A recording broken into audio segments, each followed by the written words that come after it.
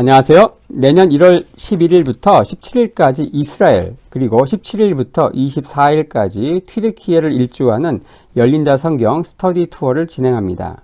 열린다 성경 스터디 투어는 단순한 성지순례가 아닙니다. 매일 아침 1시간 반씩 성경과 인문학을 주제로 공부한 뒤 현장을 답사하는 기독교 인문학 여행입니다. 자세한 일정과 참가자들의 리얼 후기 등은 영상 하단의 링크를 참고하시기 바랍니다. 안녕하세요. 세계사엔 교회사, 세계사와 함께 푸는 스토리텔링 교회사 시간입니다. 저희들이 중세 역사, 중세 교회사 따라가고 있습니다. 로마 제국이 멸망하는 476년부터 동로마 제국의 수도 콘스탄티노플이 함락되는 1453년까지 중세 천년의 역사를 두 명의 황제, 유스티니아누스, 샤를마뉴, 두 명의 교황, 그레고리우스 7세, 이노센트 3세를 중심으로 보고 있는데요. 거의 요쯤 와 있습니다. 요쯤. 자, 저희들이 십자군 전쟁 살펴보고 있습니다. 십자군 총 5번의 영상을 통해서 지난번까지 2차 십자군 운동 살펴봤죠.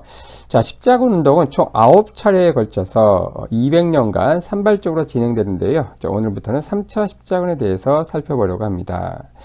이 3차 십자군 모집의 직접적인 계기는 바로 1187년 예루살렘 왕국이 함락된 거에 있습니다.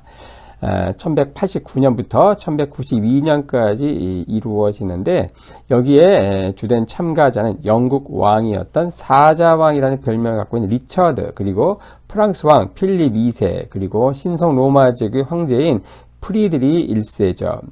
자, 이 정도면 거의 서유럽의 에이스가 총 출동한 십자군이라 할 수 있죠. 자, 영국은 그동안 군주, 왕이 출전하지 않았거든요. 이때 3차 때 처음 출전하게 됩니다.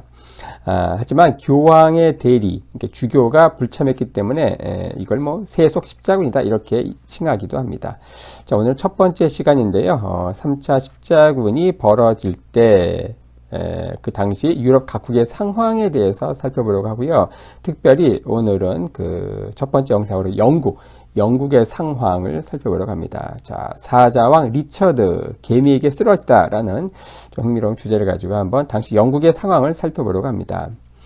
자, 헨리 2세 플랜테저넷 왕조를 개막한 최초의 군주인데요. 이 플랜테저넷 왕조 창건자인 헨리 2세의 에 대해서 저희들이 지난 살펴본 바 있는 이 족보를 가지고 다시 한번 보겠습니다. 헨리 2세 엄마는 마틸다죠. 마틸다. 아빠는 바로 앙주 백작인 조프루아입니다. 조프루아. 이 마틸다는 누구냐? 바로 헨리 1세가 아버지예요. 헨리 1세. 근데 헨리 1세는 누구냐? 바로 영국을 정복한 정복한 윌리엄의 세 아들 가운데 막내죠.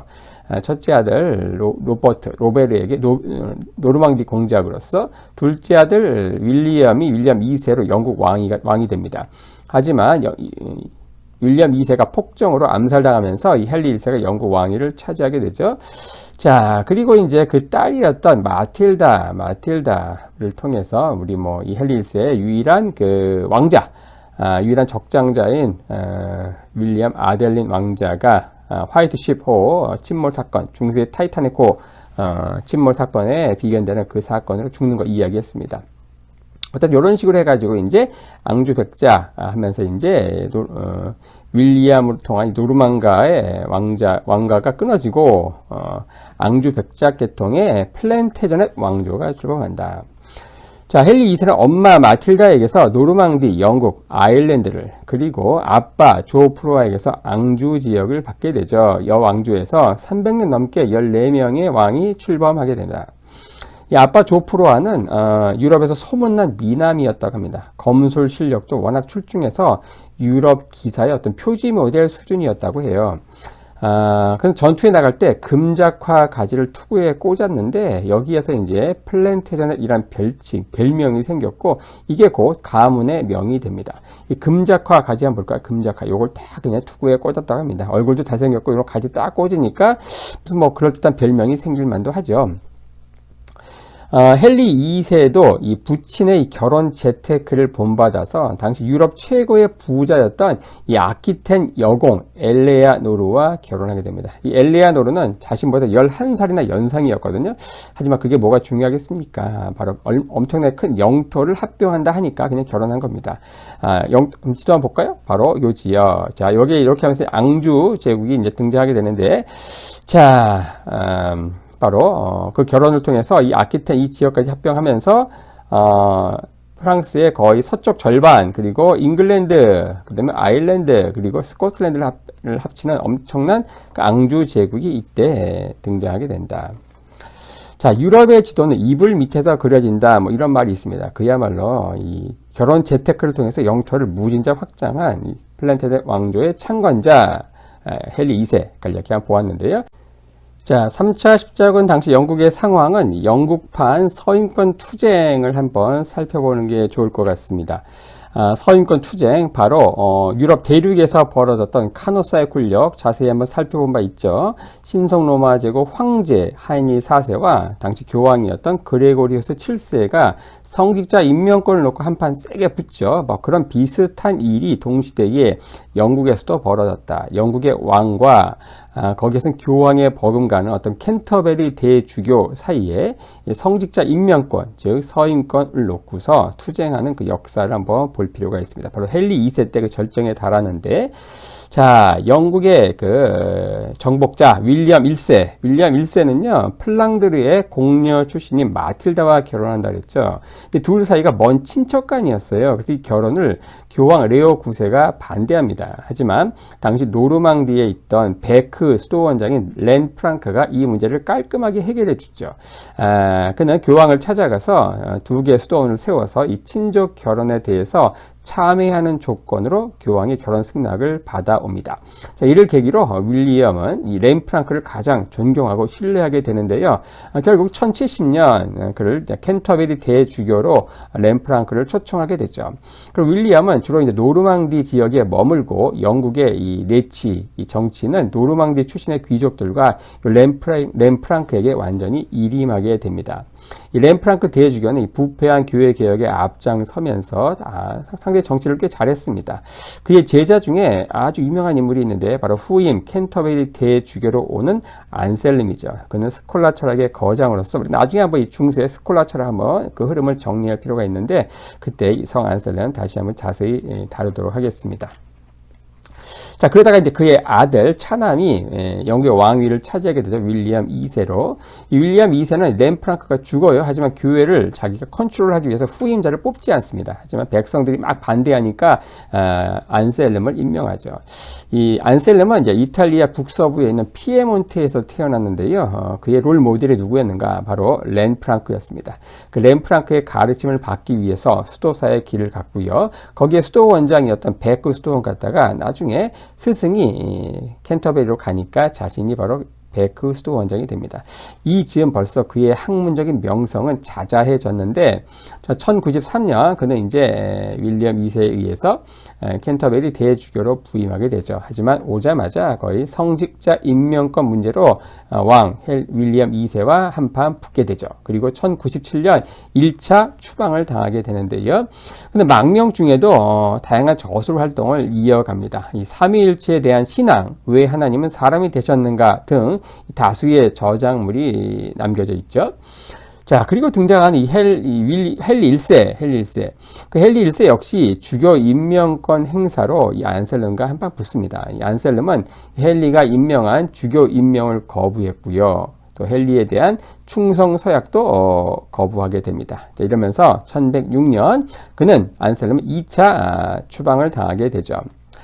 자, 그러다가 1107년 웨스트민스터 협약이 타결이 되면서 이제 대충 봉합이 되는데 여기에 따라서 이제 왕은 성직자 임명권을 포기합니다. 하지만 성직자는 또 국왕에게 충성 맹세를 하는 뭐 이런 식으로 각각 한 발씩 양보하면서 대타협이 이루어지죠.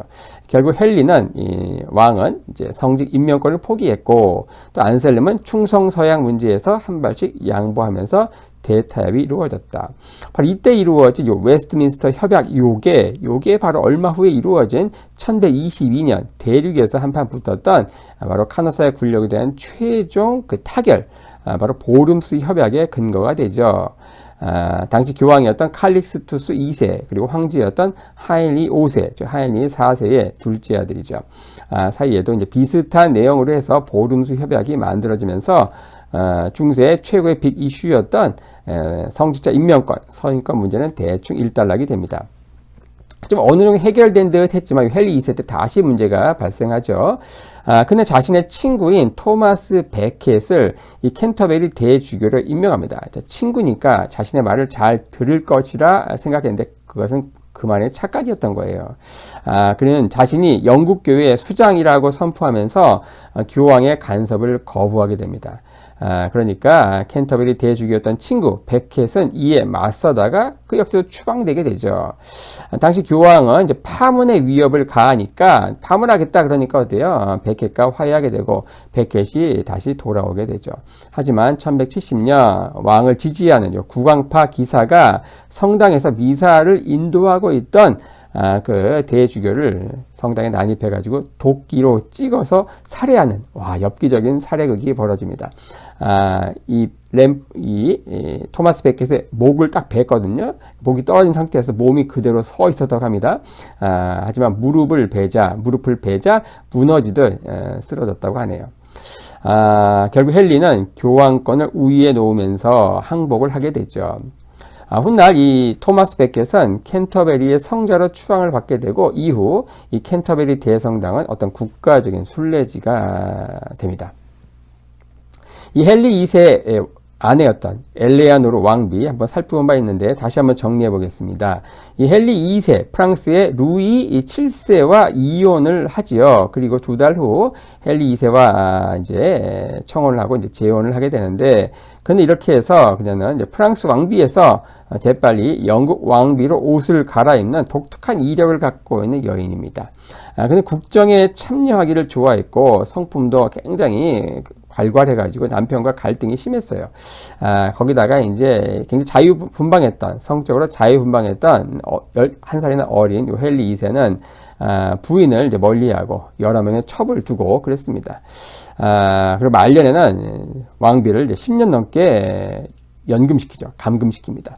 그러니까 11살 이상임에도 왜 결혼했는가? 그녀가 갖고 있는 아키텐 영지, 드넓은 아키텐 영지가 탐나서 결혼한 거예요. 프랑스의 요 지역 전체가 이 결혼을 통해서 통째로 자신의 영토가 되는 거거든요.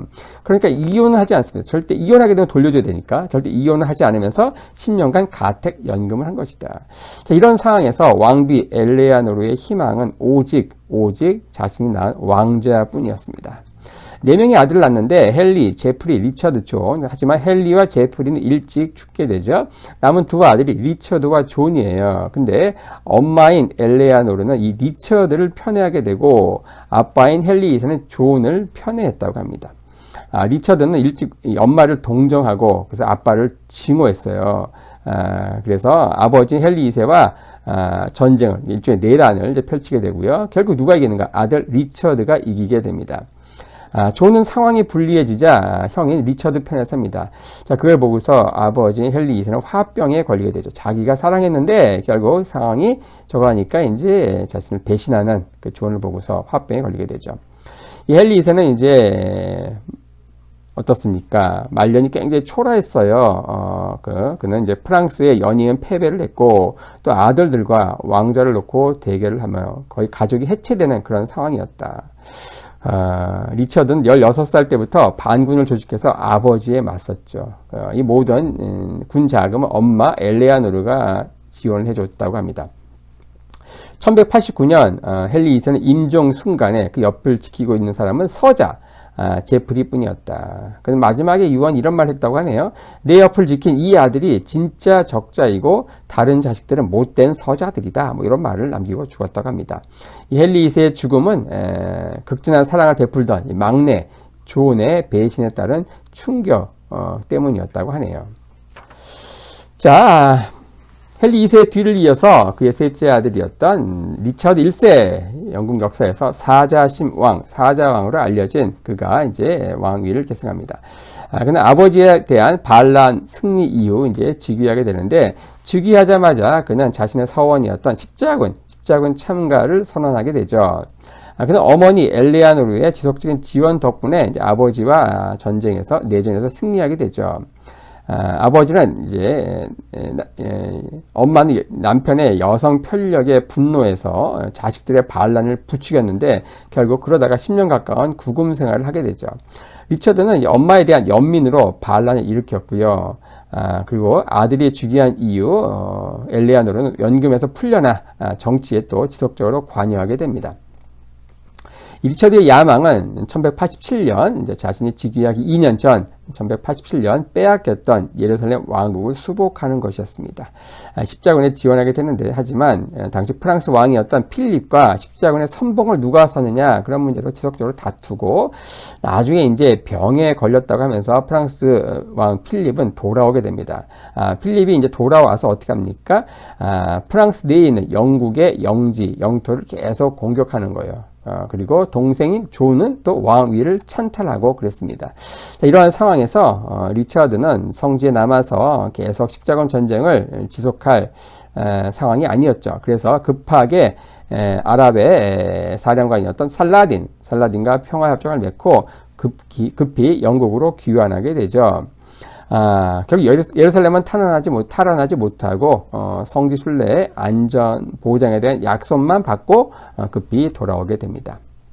그는 돌아오는 도중 귀국길에서 프랑스 눈을 피해서 영국으로 가고자 배를 탔는데, 그게 폭풍을 만나서 베네치아에 상륙하게 됩니다. 결국 육로를 통해서 가야 되는데, 이 오스트리아 지역을 통과해서 노르망디에 가야 했는데, 그는 결국 이제 성전 기사단으로 이제 변장을 해서 귀환길에 오릅니다. 그럼 왜 그랬는가? 바로 성지에서 이 오스트리아 공이었던 레오폴드 5세와 악연이 있었던 거예요.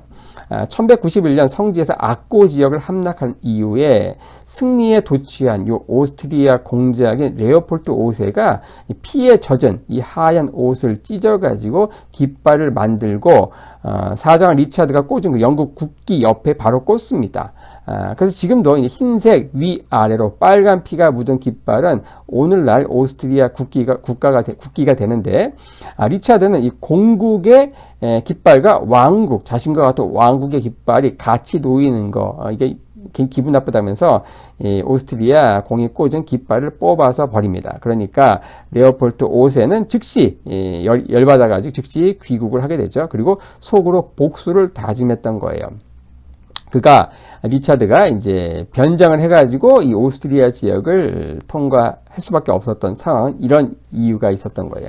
하지만 변장했지만 결국은 그는 들통이 나고 오스트리아 공인 레오폴드 5세에게 붙잡혀서 구금이 되죠.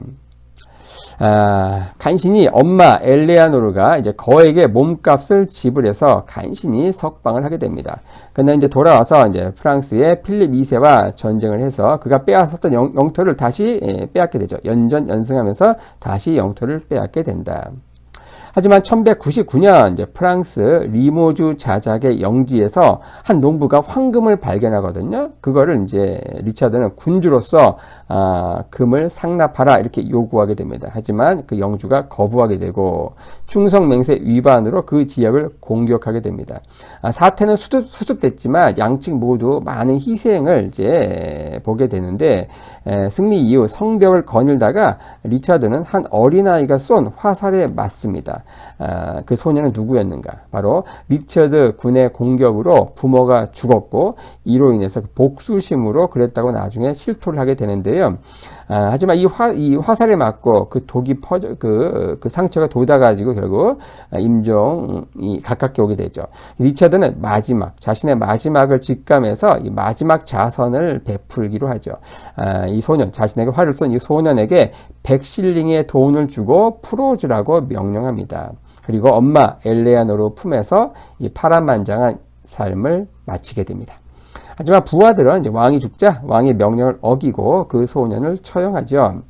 이런 상황을 역사가들은 역설적인 종말을 이렇게 표현합니다. 사자가 개미에 의해서 쓰러졌다 이렇게 표현하죠. 사장 리처드는 재위 10년간 고작 6개월만 영국에 주둔했어요. 그 내정은 이 캔터베리 대주교인 휴버트 월터에게 이임해서 계속 외유를 했던 거예요. 뭐 십자군 지원도 하고요. 그에 대한 평가는 극과 극인데, 뭐 좋게 보는 분들은 기사도 정신으로 유럽을 대표해서 싸운 영웅으로, 또 대영 제국 정신적 근간을 세운 왕으로, 하지만 또 나쁘게 보는 분들은 또 반역한 아들, 영어도 못하는 영국 왕, 정사에는 무관심한 왕, 국력을 소진한 왕, 이렇게 보게 됩니다. 하지만 그럼에도 불구하고 어쨌든 현대까지 뭐 영국의 예술이나 문학, 전설에서 가장 인기 있는 주인공은 바로 요 사자왕 리처드다. 우리도 뭐 사극 같은 거 하면 맨날 나오는 게 숙종, 장희빈 뭐 그렇잖아요. 뭐 그런 인물이 바로 사자왕 리처드다. 자, 그가 죽고 나서 그의 동생 존이 이제 왕위를 계승하죠. 자, 상속자가 없던 리처드는 이 십자군 원정을 떠나면서 존이 프랑스 이 노르망디 지역에만 머물도록 조치를 합니다. 하지만 형이 떠나자 그는 잉글랜드를 공격하게 되죠. 엄마는 강력히 반대하면서 그를 막지만 결국 이제 리처드가 돌아오면서 그의 모든 시도는 물거품으로 돌아가죠. 하지만 그럼에도 리처드가 이제 갑자기 죽게 되면서 왕으로 즉위하게 된다. 자, 정치를 유능한 신하에게 맡겼던 형과는 달리 그는 친히 친정을 베풀면서 독재 정치를 이제 하게 됩니다. 당시 이제 활쏘기의 명수로서 리처드의 부하였던 사람이 있는데, 어떤 이 존 왕의 학정에 맞서서 전설적인 의적이 되는 인물이 있었다고 해요. 이런 것들을 배경으로 나온 영화가 바로 드라마가 바로 로빈 훗이다. 로빈 훗의 역사적 배경이 되는 당시 왕이 이 존 왕이라는 것이죠. 자, 1205년 뛰어난 행정가였던 이 휴버트 월터 대주교가 죽자 그는 이 캔터베리 대주교 그 직위가 공석이 되는데 후임을 임명하지 않아요. 그래서 교황은 스티븐 랭턴이라고 하는 자신의 사람을 임명하지만 존은 이거를 거부합니다. 존은 이거를 거부해요. 하지만 이게 당시로서는 커다란 판단 착오였던 거예요. 왜냐? 상대가 교황 역사상 가장 강력한 권력을 휘둘렀던 이 이노센트 3세였기 때문에 더욱 그랬죠. 교황은 영국 내에 성무 금지령을 내리거든요. 그러니까 결혼도 못하고 세례도 못하고 아무것도 못하는 이렇게 되면은 장례도 못하고, 당시 신앙이 전부였던 중세 백성들에게 이것은 엄청난 불안을 야기하는 심각한 상황이었던 거죠. 결국 존은 이 교황에게 항복을 하게 되고 이 주정 관계의 봉신왕 신분까지 격하되는 수모를 당하게 됩니다. 그는 1213년 프랑스 필립 2세와 전쟁을 하게 되는데 바로 부빈 전투입니다. 이 전투에서 패배하면서 거대한 이 프랑스 대륙에 있던 영토의 대부분을 잃게 됩니다. 그래서 그에게 붙는 별명은 뭐냐? 실지왕이다. 땅을 잃었다. 바로 존이 등장하기 전까지 프랑스 대륙 내에 있던 프랑스 땅이 빨간색입니다. 빨간색. 하지만 이 부빈 전투에서 패배함으로써 요 지역만 빼고 나머지를 다 빼앗긴 거예요. 그러니까 프랑스 왕력, 필립 2세는 요만큼밖에 없었는데 자신의 그 활약으로 인해서 이 파란 지역, 이 프랑스 왕령이 엄청나게 확장되는 그런 상황을 지도를 통해서 드라마틱하게 보고 있습니다. 이 전투에서 패배한 이후 그는 어떻습니까? 자, 전쟁 명목으로 잦은 세금을 거뒀는데 패배로 인해서 전쟁을 거둘 이제 더 이상 명분을 상실한 거예요. 그동안 말없이 세금을 바치던 이제 영주들이 어떻게 합니까? 당시 대주교였던 스티븐 랭턴 대주교 주도로 국왕의 권한을 제한하는 한 문서를 제시합니다. 이게 바로 그 유명한 영국 민주주의 역사에서 최초의 왕의 권한을 제한한 이 마그나 카르타, 우리말로 이제 대헌장이라고 하는 그 문서에 사인을 할 수밖에 없었죠. 이 내용은 뭐냐? 바로 근거 없이 백성들을 체포하지 않는다. 그리고 대표자 영주들의 동의 없이 함부로 세금을 올릴 수 없다. 뭐 그런 내용을 담고 있습니다. 여기에 굴욕적인 서명을 한 이유, 그는 이제 속이 상했던지 이듬해인 1216년 급체로 사망을 하게 되죠. 자, 오늘은 그렇게 해서 이제 3차 십자군 전쟁이 벌어질 당시 유럽에서, 특별히 영국에서 헨리 2세가 죽고 나서 뒤를 이어 등장한 바로 사자왕 리처드, 그리고 그의 동생인 존, 그리고 영국과 프랑스 사이에 벌어졌던 영토 전쟁, 뭐 이런 것들을 중심으로 한번 간략히 살펴보았습니다.